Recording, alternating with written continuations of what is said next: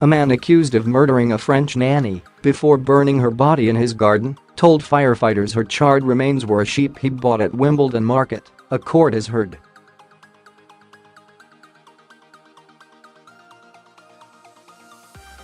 Sabrina Kouider, 35, and Ouissem Medouni, 40, allegedly tortured and killed Sophie Lionnet, 21, after Kouider convinced herself of a plot by her ex Mark Walton, a founder member of Boyzone.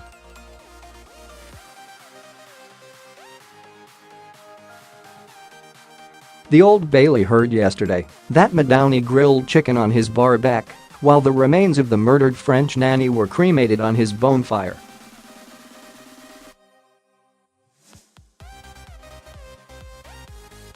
Neighbours called the fire brigade after hearing crackling sounds and an unusual smell coming from the garden of the couple's home in South London.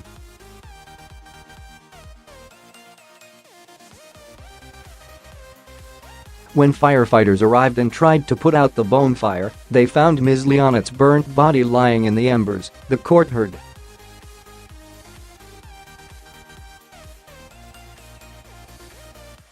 Medouni insisted the charred remains was a lamb carcass, the court heard. Prosecutor Richard Horwell QC said the defendants could conceal what they were doing, but, of course, could not conceal the smoke.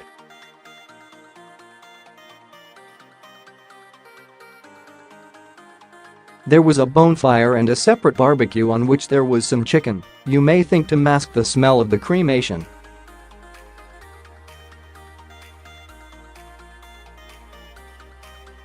The firemen were concerned about the proximity of the bonfire to the property and said that they would extinguish the fire themselves.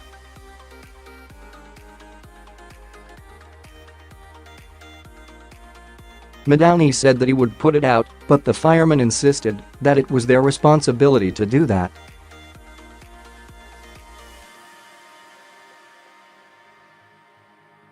The fire was put out by the firemen, and then the burnt debris was turned over with a spade to ensure that the fire had been fully extinguished.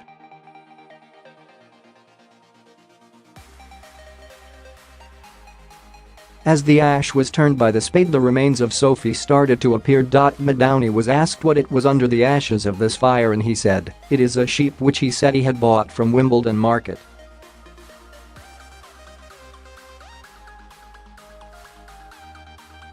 The court also heard that the French nanny was dunked under water by her boss and her boyfriend to try and get her to confess to made-up allegations on the day she died, a court heard.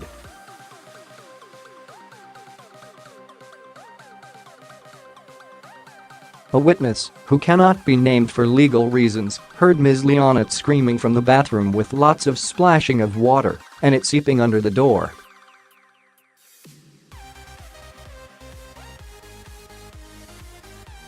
This was followed by the defendant saying breathe. The court heard. The pair had beaten and starved Ms Lionnet as they filmed her interrogations over 8.5 hours in the months before, it was said.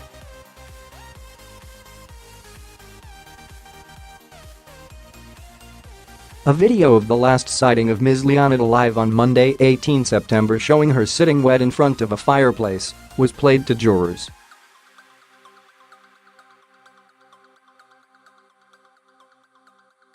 Kouider thought the au pair was conspiring with Mr Walton, a founder member of Boyzone, to sexually abuse and kill her family, it was claimed.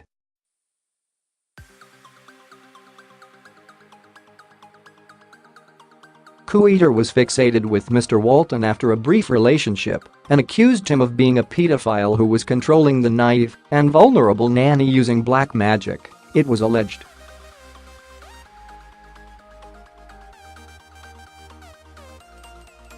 Together with Medouni, the pair regularly beat and starved Ms Lionnet as they filmed her interrogation over 8.5 hours, the court heard.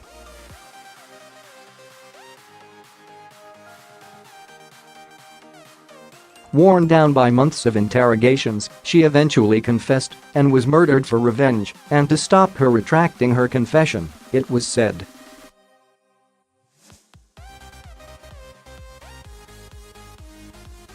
Jurors heard Medouni originally confessed to accidentally killing the nanny, but later changed his defense after Kouider pinned the blame on him.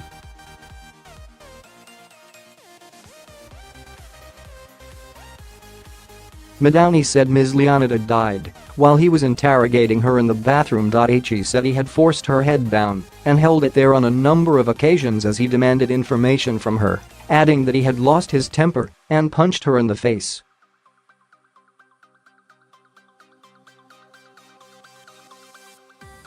Ms Lionet's head flew back and hit the bathroom tiles and she slipped and lost consciousness, Medouni claimed.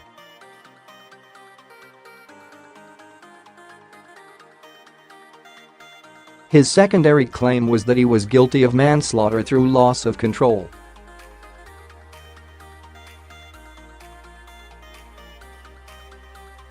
But on January 4 this year, Kouider submitted her defense statement which blamed Medouni for the whole thing, the court was told.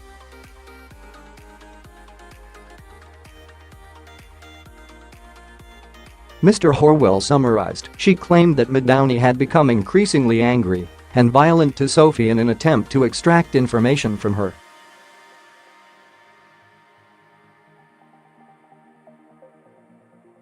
Kouider claimed that she then left the room, she does not say which room, and fell asleep.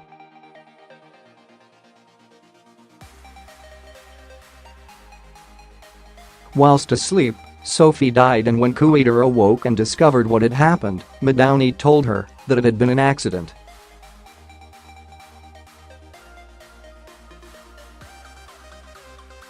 The prosecutor said on 15 March, 4 days before the trial opened, Medouni served a second defense statement claiming he had previously lied to protect Kouider and that it was he who had fallen asleep, only to be awoken by Kouider and find Ms Lionnet lying in the bath.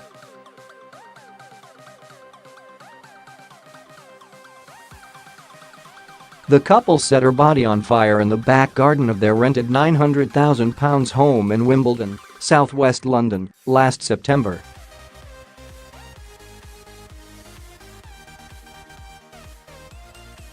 Richard Horwell QC, prosecuting, told jurors the pair had even made 7 audio and 1 video recordings of Ms Lionnet on mobile phones the day she died.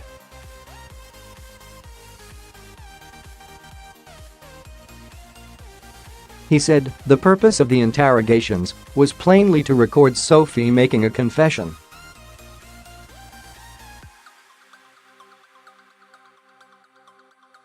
What the defendants would then have done with the confession is not clear. Go to the authorities.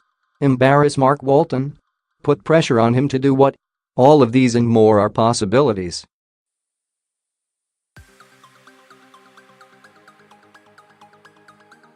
The recordings are not merely relevant to motive, but of interest generally to life as it was inside the home.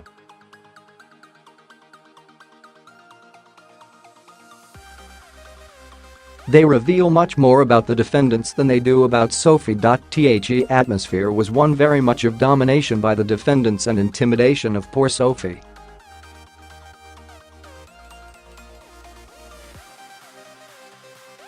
She was threatened with imprisonment, rape and violence. Kouider often did not need or want the truth.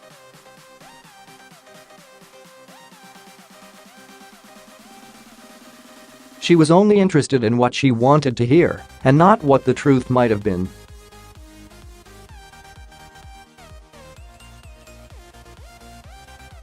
It's not the truth that these 2 defendants sought, but confirmation of her perverted suspicions and thoughts.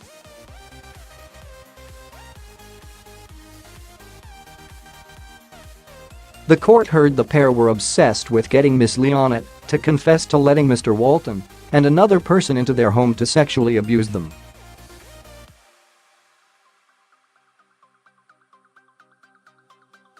She accused Ms Lionnet of witnessing the abuse, although the allegations were wholly untrue, jurors were told.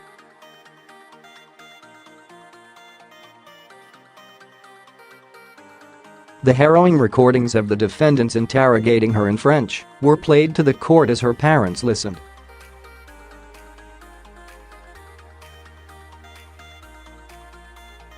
Medouni angrily demanded she answer yes or no as she said, "You are one of them, you need to tell me, don't effing lie to me," before the noise of loud banging can be heard as she screams at Ms Lionnet.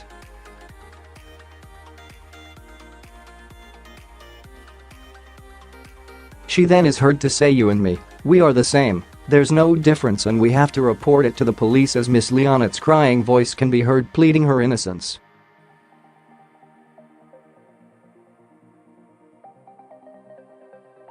At this point her mother Catherine Devlin became upset and left the courtroom.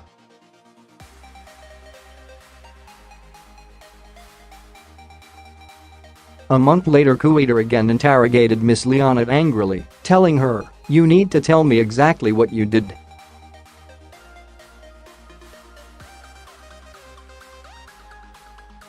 "You keep changing what you say. Yo, you have 2 minutes. Ms Lionnet pleads, "I just want to go."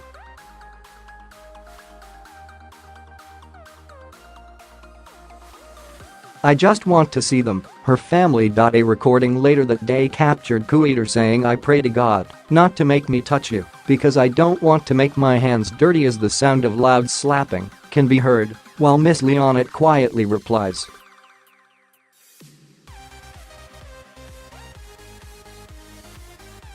And on the day Ms Lionnet died on September 18, Kouider said, "I'm not upset with you, I'm more upset with him."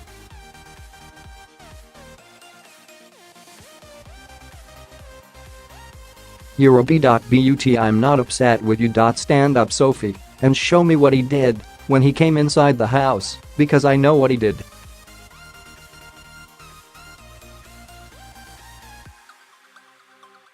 "You saw with your eyes what he did to me. Tell me, and nothing will happen to you, you will be safe."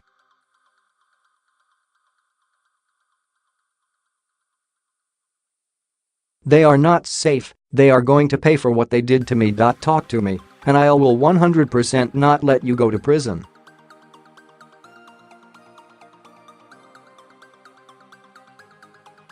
"I swear on your mother, because I care about you, mother. Come on, Sophie, if you leave this in your heart it will destroy your life."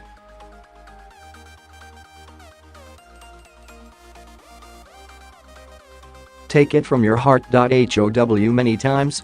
He did it more times, we agree with that, okay? Shame on you."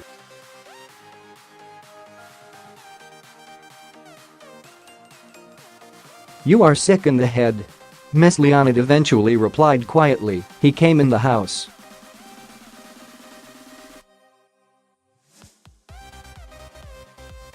Mr Horwell told the court, the defendants develop a number of different obsessions. One was for Sophie to identify a house she had never been to.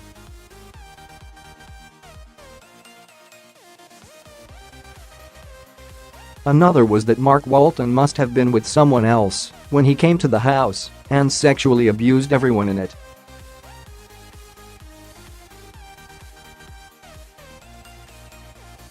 They start with a proposition, then through the process of attrition Sophie starts to agree.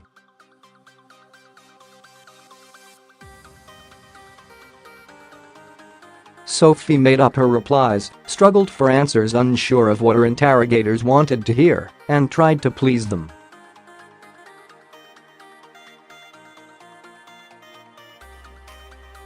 Medouni was obsessed as to whether Sophie had sex with Mark Walton or with anyone else.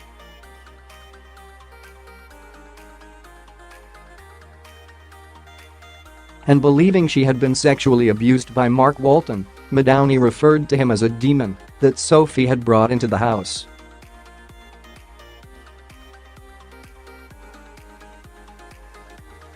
These interviews were an exercise in controlled and fear.It is anything but voluntary.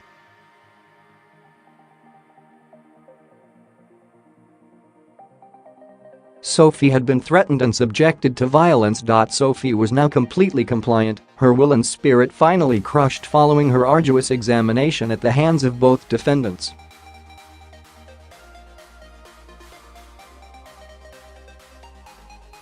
It shows on her face and in her demeanor and voice. She makes for a truly dreadful sight.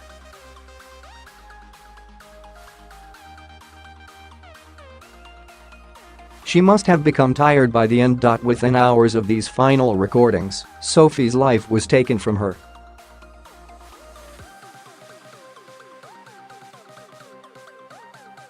A number of reasons for her murder come to mind. First, the defendants had finished with her confession at last recorded on video.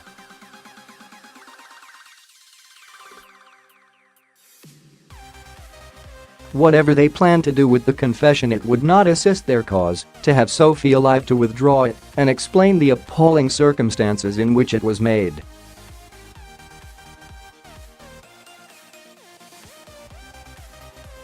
Secondly, revenge.I. If they believed that her confession was true, they may quite simply have wanted her dead as punishment and revenge.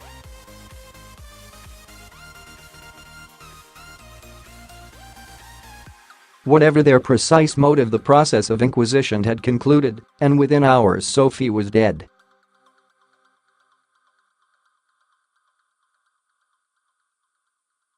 The young victim, from Troyes, northeast France, had moved to the UK in 2016 to improve her English.